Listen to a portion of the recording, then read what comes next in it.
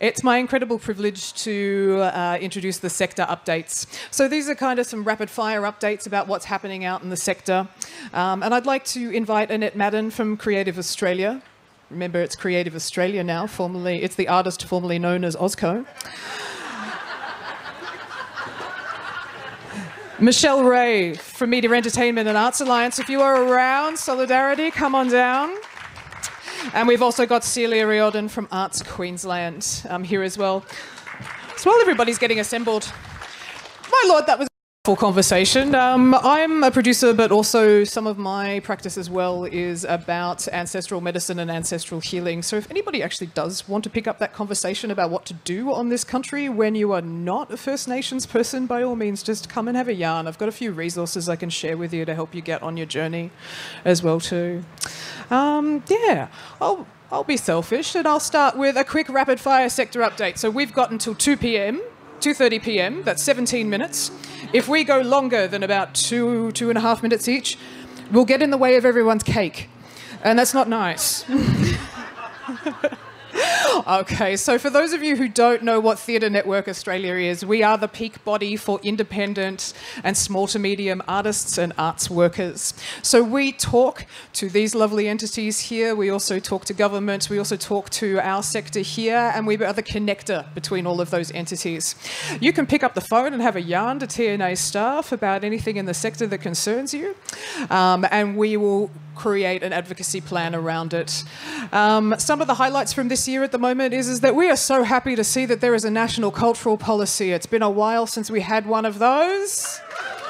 Oh, thank you. We've fished it out of the bin, we revitalised it, and we're ready to rock and roll. So our role as TNA is also to continue talking to the government and make sure that they are accountable to our sector around those deliverables for a national cultural policy, as well as collecting information on the sector that we can feed back. So we research things like salaries, we research things like where the artists are at the moment and what's happening within the sector. I'm going to say that again. If you have any hot goss, pick up the phone and let us know. We love to hear that stuff. Our biggest preoccupation has been APAF. So we're doing it right now. Feel free to let us know how you're going. I really want to shout out to our wonderful staff, in particular the Play-Doh station that I just found down near the main stage in the Powerhouse. It's awesome. And we're also going through a big transition and change at the moment. After nearly 15 incredible years, our founding executive director, Nicole Bayer, will be moving on to new adventures. This is obviously a huge shift for Theatre Network Australia and the board. We're gathering together, we're making sure that we do this journey with Nicole properly, and we're also thinking about what the future holds and what is important to us and how the next era rolls out.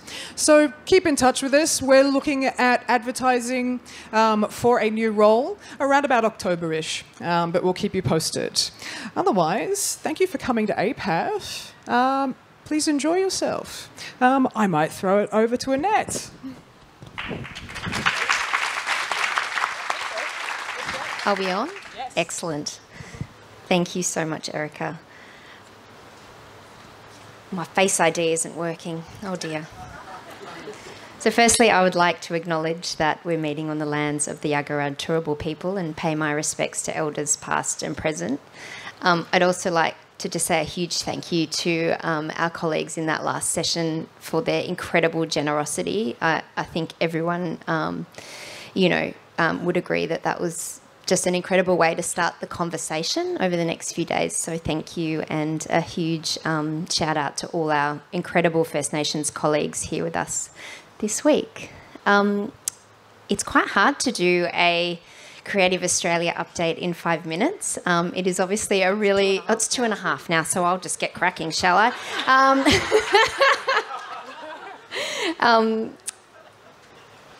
Okay, I'm going to steam ahead. So, look, most of you will know that on the 24th of August, less than a month ago, the Australia Council officially became Creative Australia. And at that time, the Minister appointed a new board to see Creative Australia into the future. We're all really, genuinely excited about the possibility for what Creative Australia can be in the long term and in the future. But I also think it's really important to acknowledge that change will be iterative, that we didn't wake up on the 25th of August an entirely new organisation. It doesn't happen overnight, but I think there is so much opportunity and potential for what this new entity can be and can mean for the sector and for audiences and for communities into the future. So we're obviously really focused in the kind of immediate term on delivering on the policy initiatives that were announced as part of Revive over a 4-year period. So I'm just going to talk really as quickly as I can about some of the kind of next steps in relation to those policy initiatives. So Revive itself obviously set out a number of actions for the now Creative Australia to deliver on, but they are phased. So they do happen over the 4-year period, and I guess budgets that are attached to those policy initiatives kick in at different times. When we became Creative Australia, the Minister also announced the Councils for Music Australia, which is designed to specifically support contemporary music, and also Creative Workplaces, which is a real focus on artists as workers. So now that those councils have been established, they will be convened in their first meeting in the next couple of weeks, and that's when we'll get a real sense of the scope and remit of these sort of new entities that will sit within Creative Australia and how their work will start to roll out. So we don't yet have the details around exactly how those new functions will work, what their roles and responsibilities will be, and that will start to happen now that those councils have been announced and will be convened. The next kind of key policy moment will be the establishment of the First Nations First Stream and a self-determined board within Creative Australia. This will happen in mid-next year in terms of when that comes into being, but from sort of now until the end of this year, there will be some significant consultation with the First Nations sector, and we'll be able to announce some more information about that really soon. The following year, in July 2025, Writers Australia will then come into being. And that also will have its own council appointed by the Minister. And I think it's really important to remember that when we talk about Writers Australia, we're talking about writing in all of its forms, and that does include playwrights and playwriting and writing for performance. I know that's been a question that a lot of people have had, where the focus will be in relation, sorry, I've got a croaky voice, in relation to Writers Australia. I also just wanted to note, and I'm sure you're all aware of this, there's been lots of events around the country, but the functions of Creative Partnerships Australia have also now come into and are now part of Creative Australia. So the team from CPA are now our colleagues, which is fantastic. We're working very closely together. They will continue to run the programs around partnerships and philanthropy that they have before, but it's now embedded within Creative Australia. I wanted to quickly touch on the Works of Scale Fund, which again was a commitment in Revive. So this is a budget allocation of $19 million over 3 years. It is about works of scale, and scale can mean many things. It is about impact. This is a program that's yet to be designed. So this is another piece of work that Creative Australia will be doing over the coming months. And once that's designed, we will obviously be talking with the sector about what this program looks like. But I guess while it will have be available to all art forms to apply to, we do think that it will have a performing arts focus in the early stages. So I really wanted to just flag that to you all today as something to keep an eye out for in the coming months. I also just wanted to make it really clear that despite the kind of great new additions to what will sit within Creative Australia, that we will continue to deliver on the programs that we have done for many years. So there aren't any kind of grand changes at play in relation to arts projects grants or Playing Australia, or, you know, the multi-year investment programs around four-year investment and the National Performing Arts Partnership Framework, which many of you, you know, in the room have been involved in these processes as they're currently being assessed now for 2025 to 2028.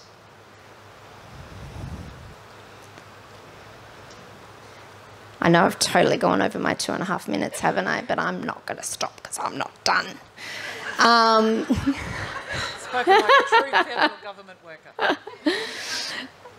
Look, the really other things I just quickly wanted to touch on in the immediate sort of short term is that there are a couple of opportunities that are closing next week.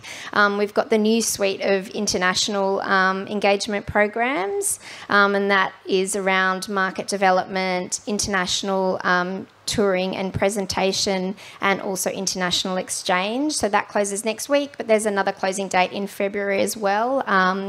If next week is too soon for your project or idea, do consider that if you have an international practice.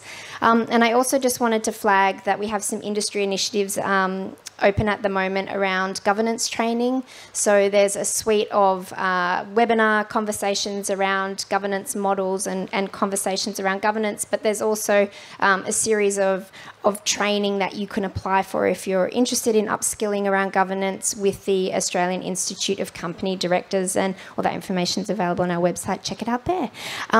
Just finally, before I hand over, I just wanted to say that I'm here all week, as well as my colleagues Zohar Spatz, who is the head of Community and Experimental, and also Sarah Greentree, the head of Dance and Multi-Art. So please come and say hello. We'd love to connect with as many of you as we can. If you've got specific questions, great, but even to just come and say hi. It's really nice at these moments to be able to meet people face to face. And I hope then you feel that you're connected to a person and a human at, I was about to say the Australia Council, at Creative Australia, that you can reach out to and have a conversation down the track. So thank you so much and have a great week.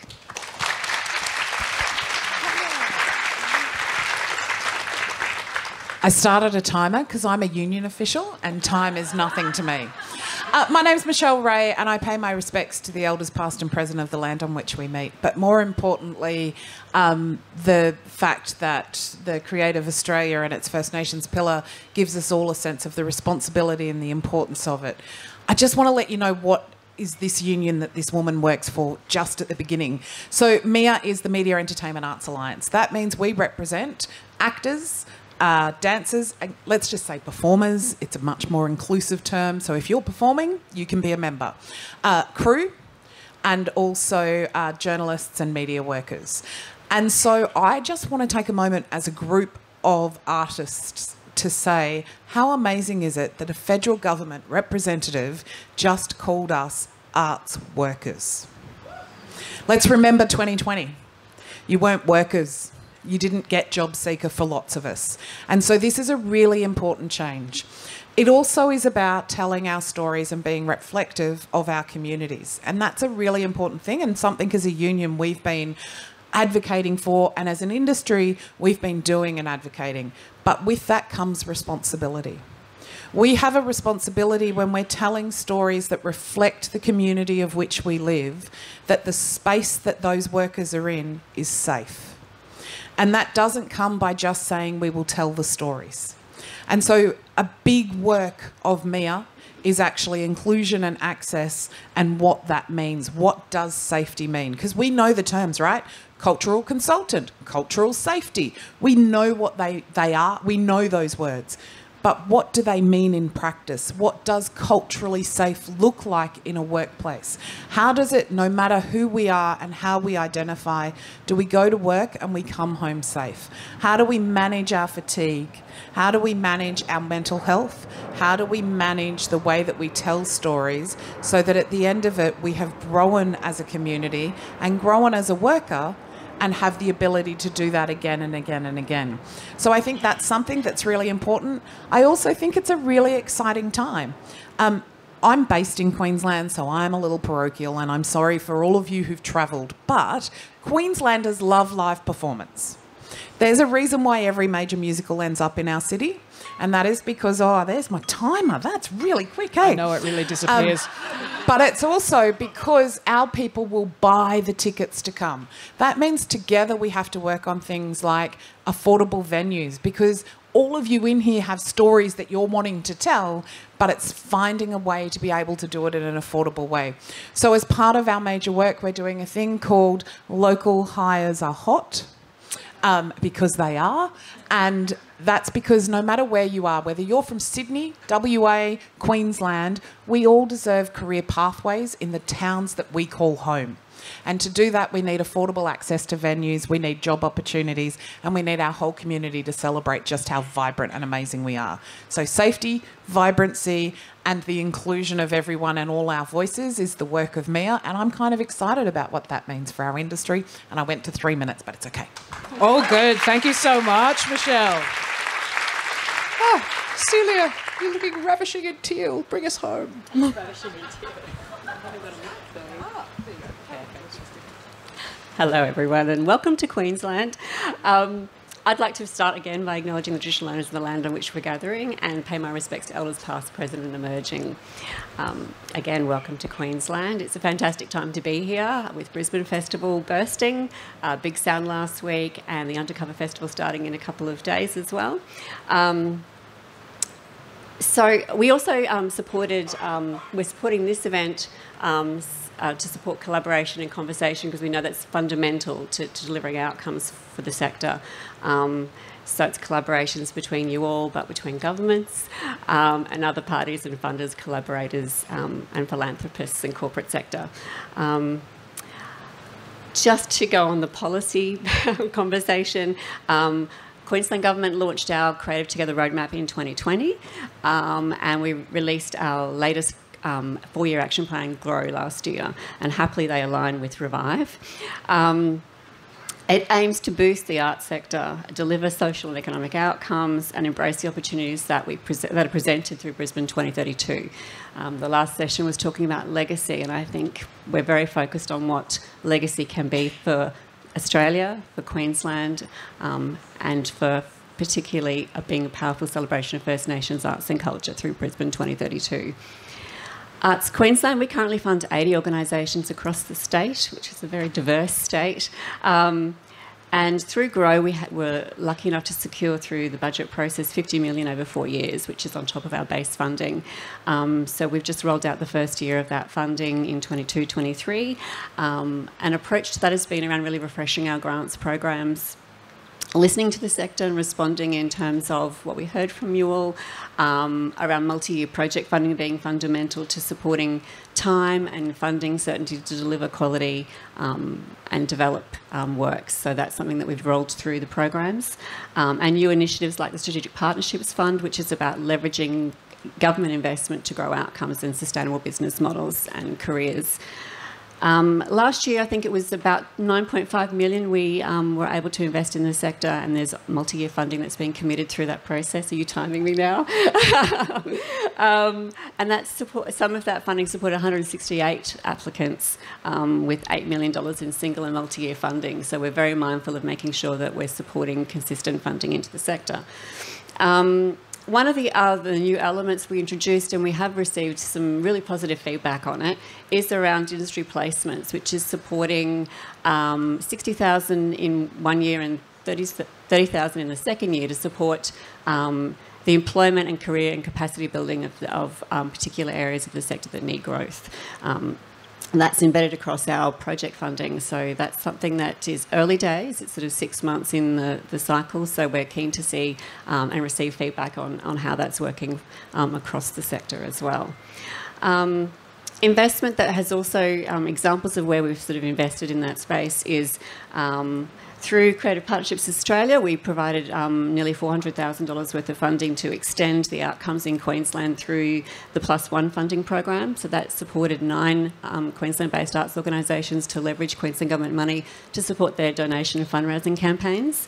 Other examples are Circa Cairns receiving multi-year funding, leveraging TFFF investment to support the Cairns Circa Hub, which is the First Nations-led circus group. We also have supported new works that are coming through the pipeline, including Gurmanyana, which I think is premiering tonight through the Brisbane Festival, which is the Curral Projects work. We also supported work through Cairns Festival for Jute. So there's lots of new investment that we know is critical to supporting the sector and its growth and capacity building. We are also now part of, Arts Queensland is part of the Department of Treaty, Aboriginal and Torres Strait Islander Partnerships, Communities and the Arts, which gives us an incredible opportunity to really align and support the path to treaty, truth-telling and healing. So that's something we very much feel the weight of and are keen to really support the sector going forward. We're also growing opportunities across regional Queensland with a focus on activating communities and lifting that cultural tide that Michelle was talking about, local artists working in their local communities to entertain local audiences and visitors to those communities through cultural tourism. We're building our regional presence with staff located on the Sunshine Coast through Rockhampton, Townsville and Cairns now, so we know that we can't work from Brisbane. We need to be in the communities working and listening to those communities. We also have a strong commitment to audience development and supporting touring services. So we've just recently announced new touring services through Stage Queensland to support audience development and activation in community venues. And also schools touring. We've now invested in multi-year schools touring that Shake and Stir has secured that contract to provide regional and remote communities and schools with access to curriculum-connected arts content. As we look to 2032, we're focused on how we can support Queensland, Australia and the Oceania in that space and how we can grow collaborations across the board in the sector to grow that. There's a legacy plan that the Queensland Government will release, I understand, by the end of the year, which will really provide, I guess, an anchor for us to look at what we can do. I know everyone's keen to understand what is the Cultural Olympiad, what is that opportunity and how are we investing to support that. So once I think we have the legacy plan, we can then have something that we can have further conversations around. Traditionally, I think the Cultural Olympiad is a 4-year program. Certainly with LA 28, you could expect that there'd be something that would start beyond that. So that's not too far away where we're talking about investing and growing amazing new commissions and works that we can showcase globally. And we can't do that without partnerships, which I think is fundamental. Investment is essential, and partnerships and efficiencies, I think, is also how we can grow outcomes. And I'm stopping right now. Please enjoy the rest of the forum. I'm around for this afternoon if you've got any questions, and Arts Queensland's always there to support anything that you may need, and we're always open to listening. Thank you. Thank you so much.